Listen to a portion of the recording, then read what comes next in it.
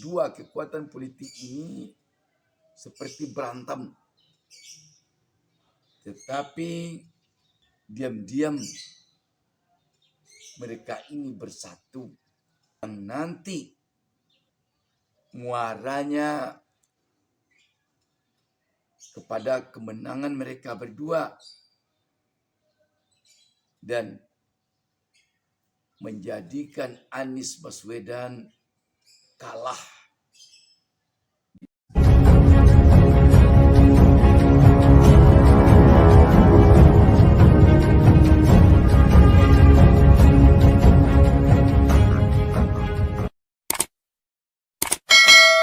Assalamualaikum warahmatullahi wabarakatuh.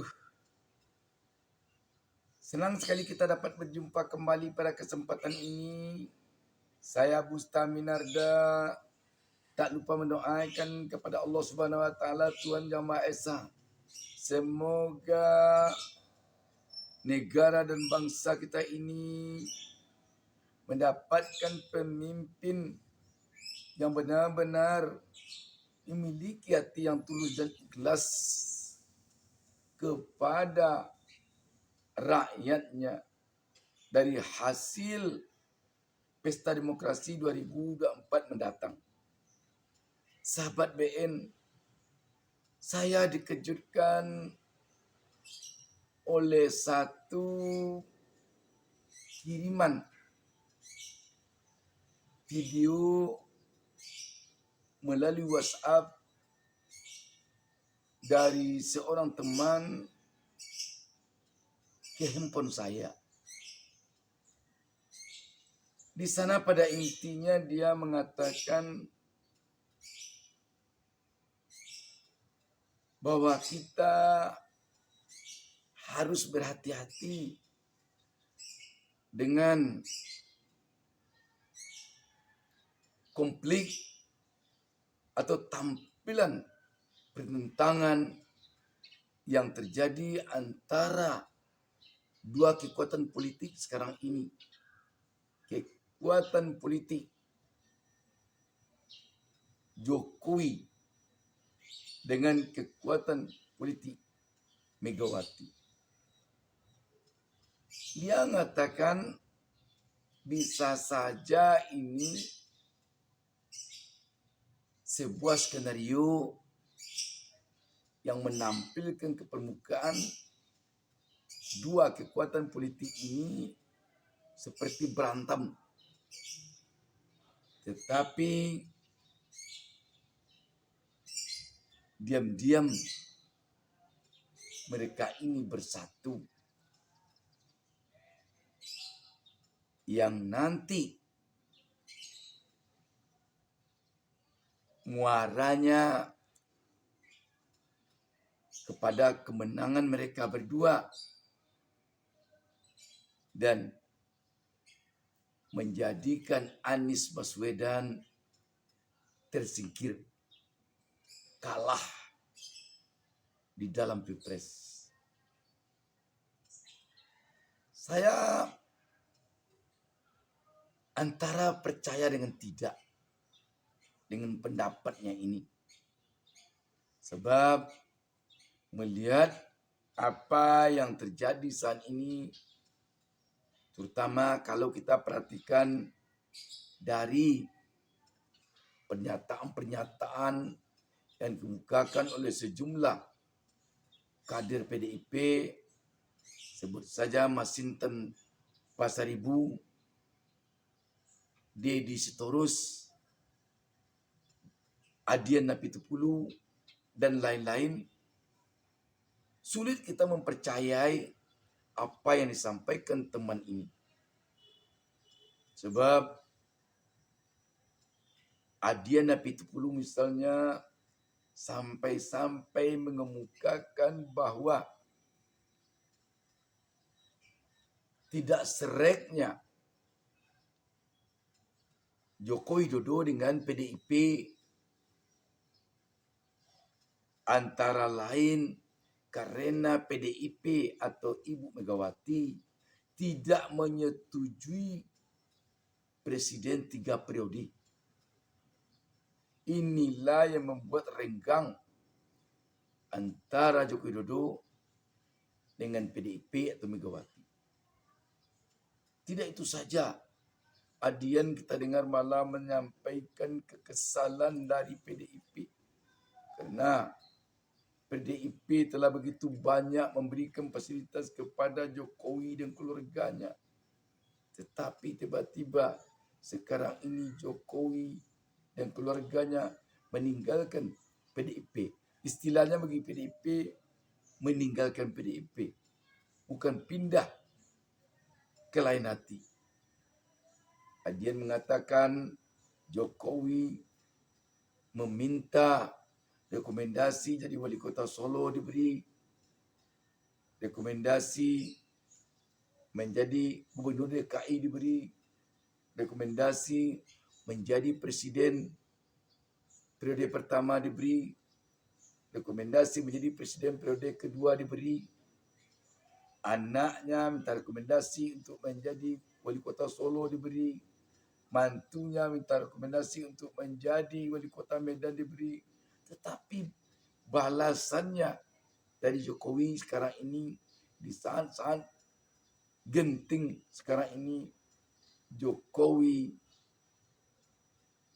pindah ke posisi lain, sepertinya berhadapan dengan PDIP. Memang apa yang disampaikan Adian ini sangat logis, sangat masuk akal. Memang itu kenyataannya. Sehingga dapat kita katakan dengan demikian, Jokowi sepertinya membalas air santan yang diberikan oleh Megawati atau PDIP dengan air tuba. Dan Masinton Pasaribu bukan main-main lagi. Sampai malah mengajukan hak angket untuk menyelidiki putusan MK 90 yang memberikan karpet merah kepada Gibran, anaknya Presiden Jokowi. Yang heboh itu. Masa jabatan presiden harus dibatasi. Bagaimana kita mengeluarkan TAP MPR nomor 11 tahun 98 tentang penyelenggaraan negara yang bebas dari KKN, kolusi, korupsi, dan nepotisme. Dan kemudian berbagai produk undang-undang turunannya. Tapi apa yang kita lihat? Putusan MK bukan lagi berdasar dan berlandas atas kepentingan konstitusi. Putusan MK itu lebih pada putusan kaum tirani, saudara-saudara. Kita harus menggunakan hak konstitusional yang dimiliki oleh lembaga DPR. Saya, Pak Ibu Ketua saya, Masinton Pasaribu, anggota DPR RI dari daerah pemilihan DKI Jakarta.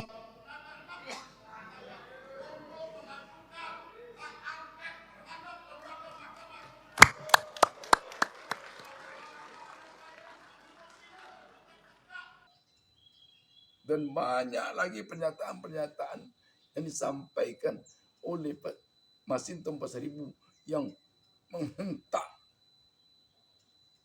yang menampakkan betapa sekarang ini tajamnya pertentangan antara PDIP atau Megawati dengan Joko Widodo dan keluarganya.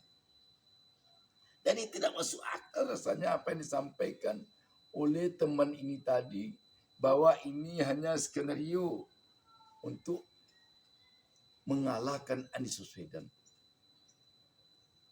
Tidak masuk akal. Tetapi apakah benar-benar tidak masuk akal? Di dunia politik tidak ada yang tidak masuk akal. Di dunia politik tidak ada yang tidak mungkin. Semuanya bisa masuk akal, semuanya bisa mungkin, semuanya bisa terjadi. Makanya pendiri Amerika Benjamin Franklin mengatakan bahwa politik itu adalah seni untuk mencari serba kemungkinan. Sahabat BN, apapun alasannya, Tentu sekarang ini tampaknya Anies Muhaimin harus berhati-hati dengan serba kemungkinan yang bisa saja terjadi. Bisa saja skenario pertentangan dua kekuatan ini untuk menghadapi nanti pemilu 2 putaran, pilpres 2 putaran. Apabila nanti sempat Anies Baswedan lolos ke putaran kedua pada pilpres nanti, bisa jadi kekuatan Jokowi dengan kekuatan Megawati ini bersatu. Karena memang ideologi politiknya sama. Bisa jadi bersatu. Kalau begitu, kalau bersatu, apakah mungkin nanti Jokowi akan menyingkirkan Prabowo? Di dunia politik tidak ada yang tidak mungkin. Bisa jadi begitu. Sehingga nanti andaikan Anies Baswedan pada putaran kedua berhadapan dengan Ganjar Pranowo, bisa jadi nanti Jokowi merapat ke PDIP, mengalahkan Anies Baswedan. Jika menang Ganjar, tentu posisi Gibran akan ada. Yang bisa jadi tidak ada posisinya nanti tentu Prabowo Subianto. Dan mungkin juga Prabowo Subianto bisa saja kembali menjadi menteri. Bisa jadi. Bagaimana kalau Anies nanti yang berhadapan dengan Prabowo Subianto? Begitu juga bisa saja kekuatan Jokowi dengan kekuatan Megawati bersatu untuk melawan Anies. Sebab Anies kelihatannya diposisikan oleh lawan politiknya ancaman bagi orang-orang yang sekarang dekat dengan rezim saat ini. Itu kelihatannya posisi Anies bagi lawan-lawan politiknya sekarang. Apa yang harus dilakukan oleh Anies Caimin kalau lawan politiknya memposisikannya demikian, dengan harapan nanti suara-suara yang ada sekarang ini di lingkaran rezim tidak sampai menyeberang kepada Anies. Ini dilakukan setelah lebih dulu politik kerangkeng atau politik sandera telah berhasil diterapkan. Di mana ketum-ketum partai yang ada masalah hukum jangan coba-coba untuk bermain mata dengan Anies. Apalagi mendukung Anies. Kalau sempat bermain mata dengan Anies, apalagi mendukung Anies, penjara menunggu. Itu. Sahabat BN, sekarang memang Anies Caimin dan timnya harus bekerja keras untuk menghadapi fenomena ini. Sebab di tengah-tengah gelombang rakyat begitu tampak antusias berjibaku untuk Indonesia bisa mengalami perubahan ke arah yang lebih baik setelah nanti pesta demokrasi ini usai.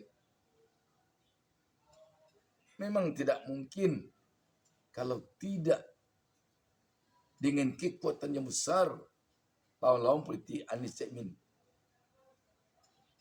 menghadangnya. Bukan tidak mungkin. Kita lihat saja sekarang ini di mana-mana Anies Baswedan, Caimin memang bagaikan air bah, rakyat mendukung.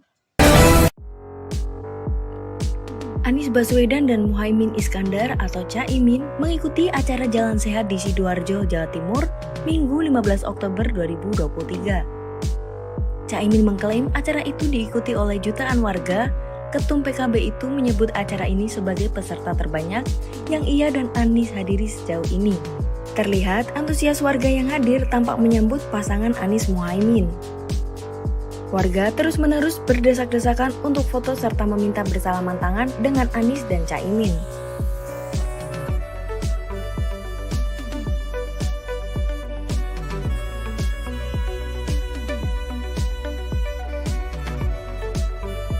Pasangan Anies Baswedan dan Muhaimin Iskandar rencananya akan mendaftar sebagai Capres dan Cawapres ke KPU pada 19 Oktober 2023 pagi. Pernyataan ini disampaikan Caimin pada 11 Oktober 2023 atau saat ia berkunjung ke Pondok Pesantren Darut Tauhid, Gedung Sari, Purworejo, Jawa Tengah. Karena harus kita akui dengan fenomena yang terjadi di MK saja, rakyat tentu telah dapat memahami bahwa ini benar-benar menyakitkan bagi rakyat. Rekayasa, keberpihakan yang dilakukan di MK, Mahkamah Konstitusi, yang notabene di sana ada adik iparnya Jokowi. Waduh, sangat memprihatinkan sekali. Kita melihat sekarang ini, rakyat sekarang ini berhadapan dengan oligarki. Rakyat sekarang ini berhadapan dengan orang-orang yang ingin kekuasaannya tetap bertahan terus. Manakah nanti yang menang? Tetapi sekali lagi yang jelas, Anies, Caimin dan timnya harus bekerja lebih keras lagi. Rakyat yang pro perubahan harus bekerja lebih keras lagi. Semoga Allah Subhanahu wa taala berpihak kepada calon pemimpin yang berhati tulus, yang berhati ikhlas. Demikian, wassalamualaikum warahmatullahi wabarakatuh. Jangan lupa subscribe.